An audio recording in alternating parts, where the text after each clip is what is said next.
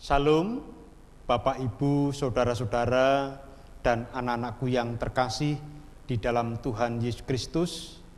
Kiranya kasih karunia dan damai sejahtera dari Allah Bapa dan dari Tuhan Yesus Kristus menyertai Bapak, Ibu, saudara-saudara, dan anak-anakku semuanya. Amin. Malam hari ini kita masuki persekutuan doa yang ke-7, yaitu dalam masa Pentakosta tahun 2020. Mari kita mulai persekutuan doa pada malam hari ini dengan memuji nama Tuhan dari Kidung Jemaat nomor 18, bait yang pertama dan yang ketiga. Allah hadir bagi kita.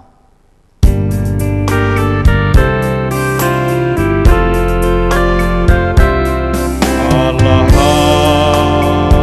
hadir bagi kita dan hendak memberi berkat, melimpahkan kuasa Roh-Nya bagai hujan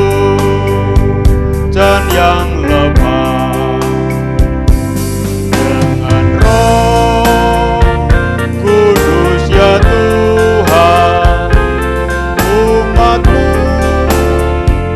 berkatilah, baharu di hati kami, oh curahkan murnia.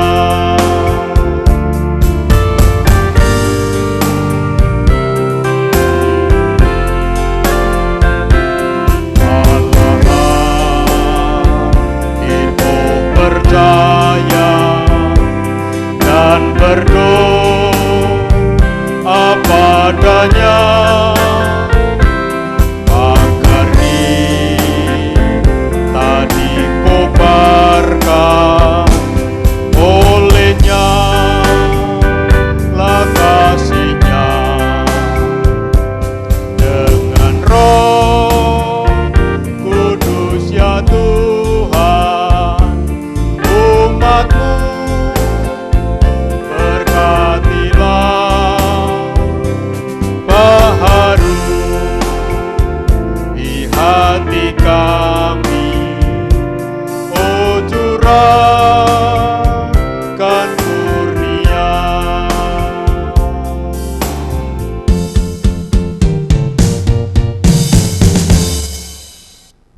Mari kita bersatu hati dalam doa sebelum kita mendengarkan firman Tuhan. Saya hantarkan. Allah Bapa Maha Kasih, Maha Murah, Engkau sumber segala berkat. Syukur kami aturkan kepadamu. Sampai saat ini kami terus berada dalam naungan kasih-Mu, dan berkat-Mu mengiring langkah perjalanan kami.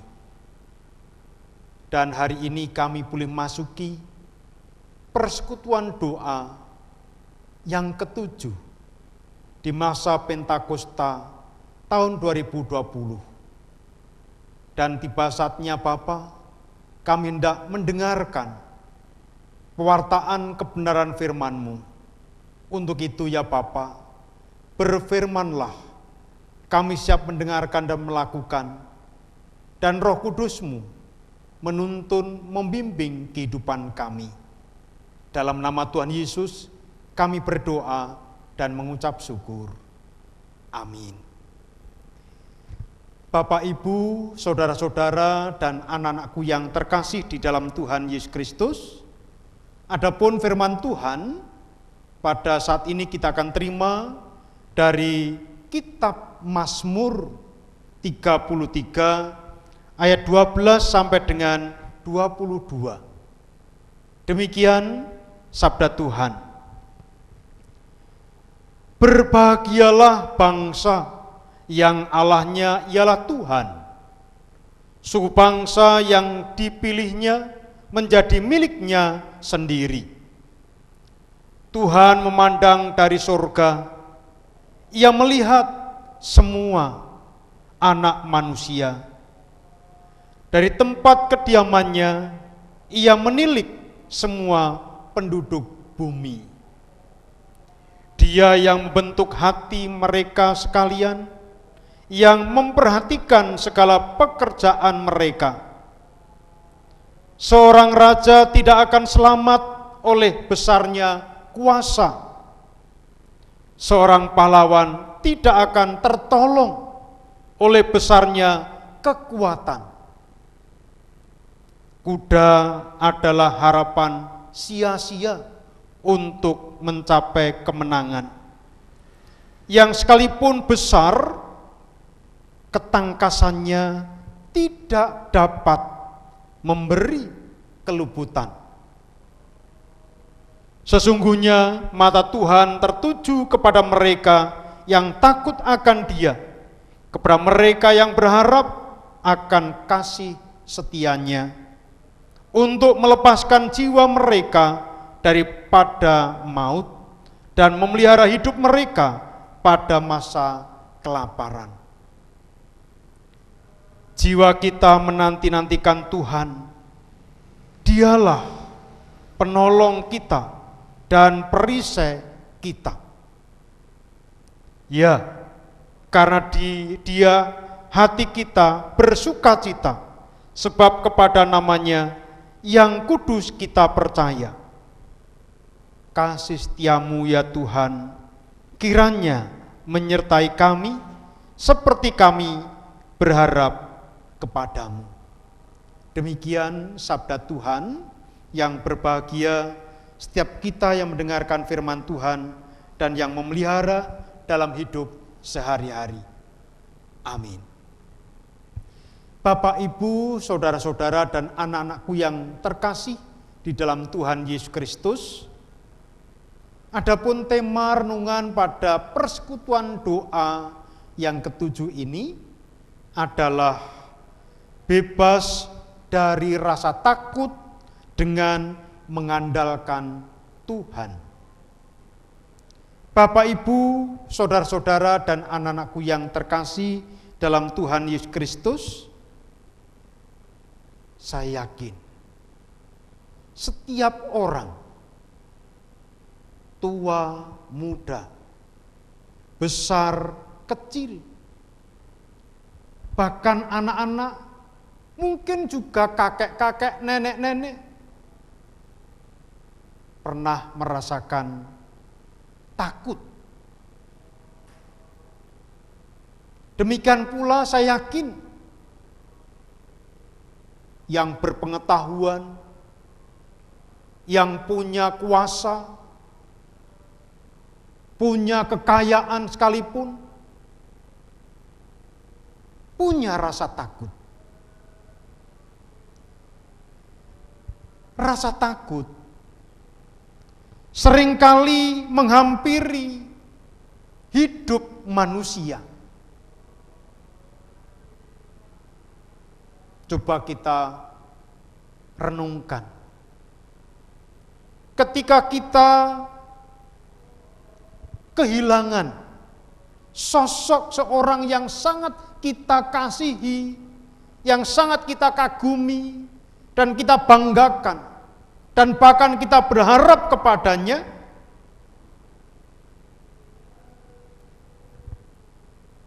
orang tersebut sudah meninggalkan kita. Pasti ada rasa takut. Rasanya enggan untuk melangkah. Ada pepatah, tidak merasa lapar, tidak bisa tidur, gelisah hatinya, dan selalu teringat takut untuk melakukan sesuatu karena tidak ada orang yang diandalkan, dibanggakan. belum lagi dengan berbagai permasalahan yang menghimpit, seringkali menjadikan manusia takut. Juga saat hidup dalam kesendirian, di situ ada rasa takut untuk melangkah, karena seolah-olah tak ada teman di sampingnya. Sehingga perjalanan hidup dijalani sendiri, terasa hampa, tiada makna. Sehingga takut itu yang menguasainya. Timbul rasa bimbang, rasa ragu, tidak yakin, dan itu membuat langkahnya semakin berat dan gontai. Tidak memiliki keyakinan dengan mantap.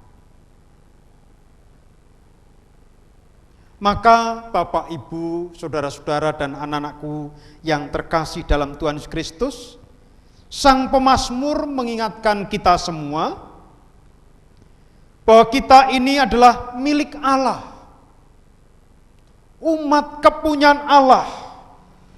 Tadi disebutkan pada ayat yang ke-12, 13. Berbahagialah bangsa yang Allahnya ialah Tuhan, suku bangsa yang dipilihnya menjadi miliknya sendiri. Tuhan memandang dari surga, Ia melihat semua anak manusia. Kita ini milik Allah. Itu yang disampaikan oleh pemazmur. Kita adalah umat yang dipilih Allah untuk menjadi miliknya. Nah, sebagai umat milik kepunyaan Allah, Ia tak membiarkan kita sendiri. Dibuktikan dengan apa? Allah tidak meninggalkan kita. Allah tidak membiarkan kita. Tadi, Tuhan memandang dari surga.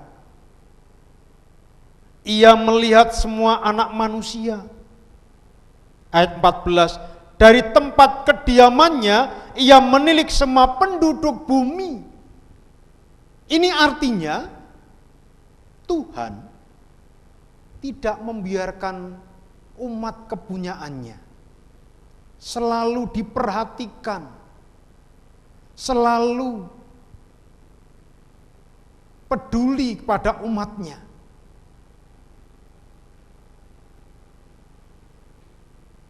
Oleh karena itu, segala sesuatu yang kita perbuat, segala sesuatu yang kita rasakan, termasuk perasaan takut, perasaan gentar, Tuhan pun melihatnya. Tuhan pun memperhatikan. Bahkan Tuhan turut dalam pekerjaan kita. Tuhan turut dalam setiap perbuatan kita. Artinya Tuhan menyertai kita. Pemazmur mengungkapkan pekerjaan yang dilakukan Tuhan kepada manusia secara luar biasa. Kata pemazmur ayat 13 sampai 15 tadi, Tuhan memandang dari surga, Ia melihat semua penduduk bumi, Dia yang membentuk hati mereka sekalian, yang memperhatikan segala pekerjaan mereka. Sungguh luar biasa. Tuhan sangat peduli dan perhatian kepada umatnya. Apa yang dilakukan Tuhan begitu hebat, penuh perhatian dan kepedulian yang sangat mendalam. Namun, Bapak, Ibu, saudara-saudara dan anak-anakku yang terkasih, apakah perhatian Tuhan ini ditanggapi oleh manusia?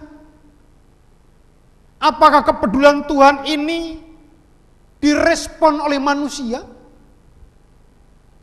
Di sini letak persoalan. Ternyata manusia kadangkala, bahkan seringkali tidak peduli, tidak mau respon, tidak mau menanggapi setiap apa yang menjadi perhatian Tuhan, setiap apa yang menjadi kepedulian Tuhan. Sehingga ketakutan, kecemasan terjadi karena umat tidak merasa adanya kehadiran Tuhan dalam kehidupannya. Manusia tidak merasa adanya campur tangan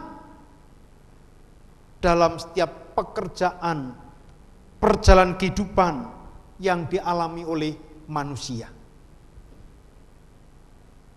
Manusia kerap kali mencari alternatif, jalan lain untuk mengatasi masalah-masalah dalam hidupnya.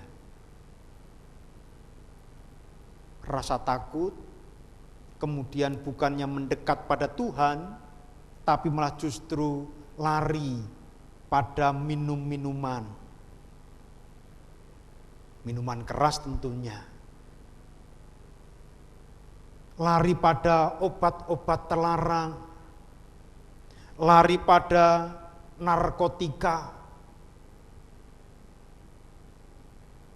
Semuanya itu harapannya bisa menghilangkan rasa takut, rasa cemasnya. Memang bisa hilang, tapi sementara. Kalau efek obat itu sudah habis, akan tumbuh rasa takut dan cemas kembali.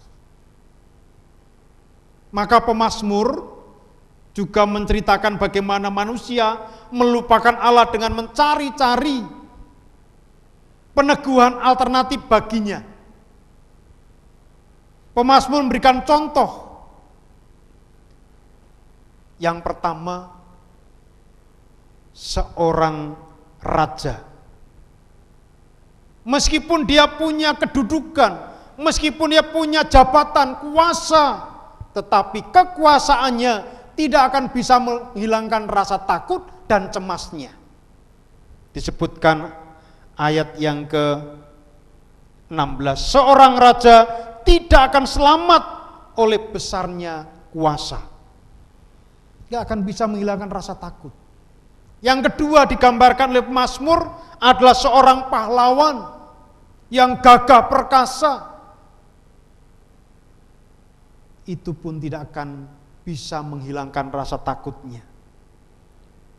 Disebutkan ayat selanjutnya, seorang pahlawan tidak akan tertolong oleh besarnya kekuatan. Sehebat apapun, secanggih apapun senjata yang dimiliki pahlawan itu, tidak akan bisa menolongnya lepas dari rasa takut. Saya yakin, pasti takut terus menghantuinya. Kemudian yang ketiga, mengandalkan kuda. Mengapa kuda? Bapak Ibu Saudara terkasih, kuda yang begitu gagah, begitu kuat, biasa dinaiki oleh para prajurit. Kuda yang begitu tangkas, itu seringkali dijadikan sebagai sarana untuk menunjukkan supaya hilang rasa takut. Tetapi disebutkan kuda adalah harapan sia-sia untuk mencapai kemenangan. Yang sekalipun besar, ketangkasannya tidak dapat memberi keluputan. Jadi pemazmur sangat jelas memberikan gambaran bahwa untuk bebas dari rasa takut jangan mengandalkan kemanusiaan kita. kehebatan kita, keperkasaan kita, bahkan hal-hal yang ada di sekitar kita yang kita anggap itu mampu memberikan perlindungan dan pertolongan kepada kita. Semuanya itu akan sia-sia. Maka pemazmur menegaskan untuk beroleh kelepasan dari rasa takut, rasa cemas, rasa khawatir, menyebutkan supaya mereka hanya berharap pada kasih setia Tuhan Allah. Maka pada ayat yang ke-21 dan 22, ya, karena Dia, yaitu Tuhan, hati kita bersukacita sebab kepada namanya yang kudus kita percaya. Kasih setiamu, ya Tuhan, kiranya menyertaiku seperti kami berharap kepadamu. Jadi, yang mampu memberikan ketenangan, kedamaian, dan lepas dari rasa takut hanyalah kita bersandar mengandalkan kepada Tuhan. Karena Ia setia dan mengerti setiap apa yang menjadi pergumulan anak-anaknya. Tuhan sebenarnya tidak pernah meninggalkan kita. Ketika kita dalam persoalan, takut menghadapi kenyataan hidup, Tuhan hadir, menyapa kita. Maka firman Tuhan yang juga disaksikan oleh pemazmur dalam Mazmur 62. Pemazmur dalam Mazmur 62 ayat 2 dan 3 menyebutkan, hanya dekat Allah saja aku tenang, daripadanya lah keselamatanku. Hanya Dialah gunung batuku dan keselamatanku, kota bentengku, aku tidak akan goyah. Jadi, jangan berharap kepada manusia, kekayaan, kepandaian. Berharaplah hanya kepada Tuhan yang punya kuasa lebih daripada yang ada di dunia ini. Maka melalui Mazmur sekali lagi 33 ayat 12 sampai 22 ini kita diingatkan bahwa sesungguhnya hanya takut pada Tuhan artinya bersandar, berserah, dan membiarkan Tuhan yang bekerja atas hidup kita. Dan kita mengerjakan bagian kita. Dan menaruh harap hanya kepada Tuhan sajalah yang menjadikan kita beroleh kekuatan untuk bisa melawan rasa ketakutan, melawan rasa kecemasan dan kebimbangan selama ini. Karena Tuhan senantiasa mengasihi umat yang takut, yang artinya juga hormat, tunduk, dan berharap hanya kepadanya. Tuhan Allah memberi pemeliharaan, dan Tuhan yang terus campur tangan pada kehidupan umatnya. Dan Tuhan tidak pernah berhenti untuk tidak mendengarkan. Tuhan tidak pernah menutup mata untuk tidak melihat umatnya. Tuhan sangatlah mengerti kondisi anak-anaknya. Maka ada firman Tuhan dalam Yesaya 59 ayat 1. Tangan Tuhan tidak kurang panjang untuk menolong manusia. Mata Tuhan tidak kurang tajam untuk melihat pergumulan manusia. Maka jangan kita menolak, jangan kita menghindar. Ketika kita dalam pergumulan, ketika dalam menghadapi masalah, larinya kemana? larinya hanya kepada Tuhan. Dialah Allah yang berkuasa menilik setiap hati umatnya. Dan ia pun akan memberikan jalan keluar yang terindah bagi anak-anaknya. Tuhan Yesus memberkati. Amin. Mari kita masuk dalam saat teduh, kita merenungkan firman Tuhan, dan nanti kita lanjutkan dalam doa syafaat. Saya hantarkan.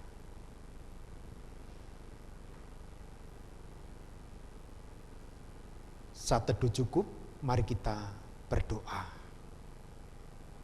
Terima kasih Bapa di surga.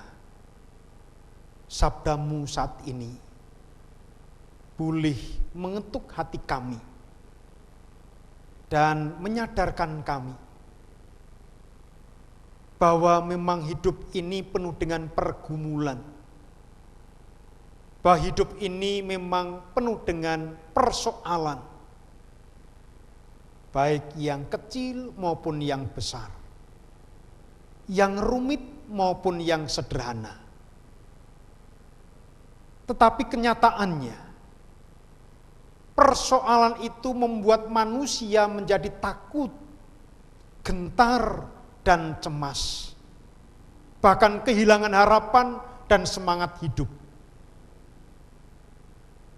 Dan herannya, ketika ditimpa berbagai persoalan, bukan lari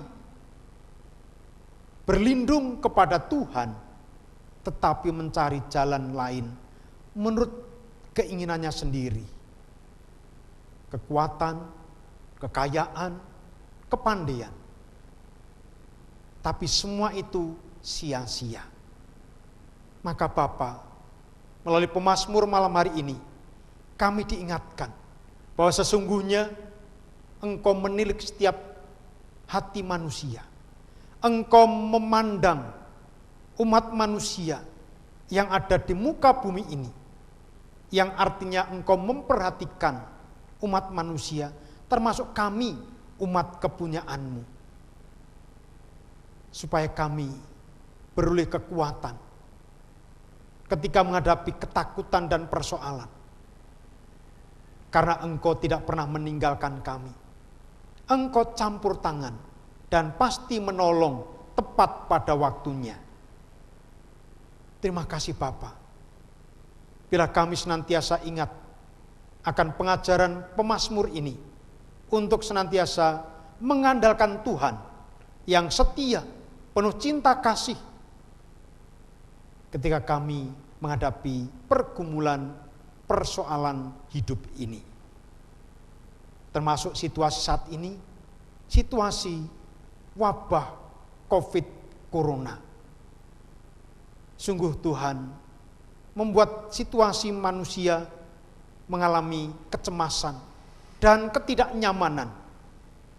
Namun di balik ini semua tentu ada hikmah yang indah bagi pribadi, keluarga, dan kehidupan bergereja. Maka Bapa, kami serahkan semua dalam kuasa-Mu. Engkau yang akan menyingkirkan, memusnahkan virus corona ini dari muka bumi, hingga kami boleh kembali beraktivitas bagaimana mestinya. Belajar, bekerja, bermasyarakat, dan beribadah. Berkati pemerintahan kami dalam mengupayakan menghentikan laju penyebaran virus corona ini.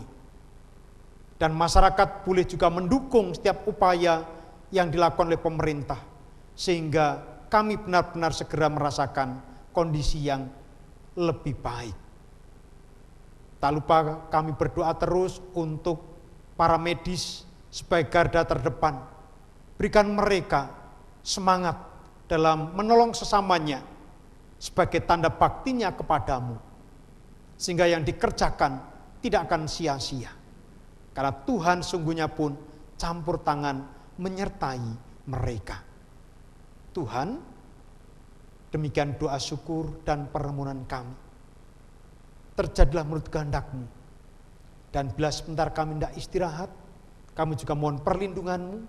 Engkau yang menyelimuti kami dengan kehangatan kasih-Mu, hingga kami merasakan ketentraman dan kedamaian. Demi Kristus Tuhan, Juru Selamat kami yang hidup, kami berdoa. Amin. Mari kita memuji nama Tuhan dengan Kidung Jemaat nomor 408. Kita pujikan bait yang pertama dan yang kedua. Di jalanku ku diiring.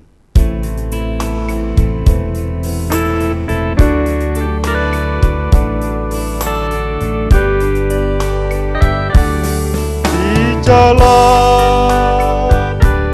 ku diiring oleh Yesus Tuhanku. Apakah yang kurang lagi jika Dia panduku, diberi damai surgawi asal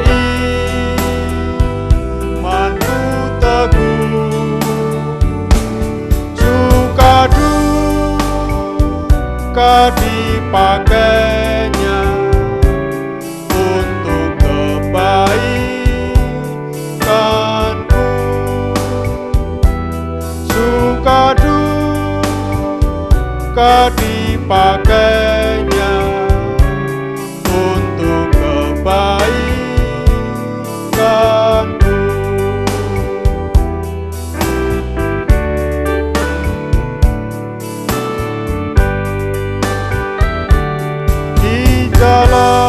Jalanku yang berliku, dihiburnya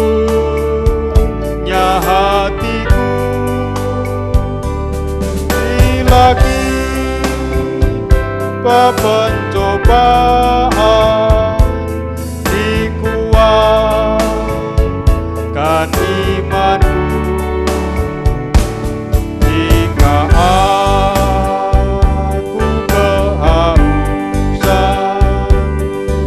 langkahku tak tetap, dari cerdas di depanku datang air sedang, dari cerdas di depanku datang air yang sedang.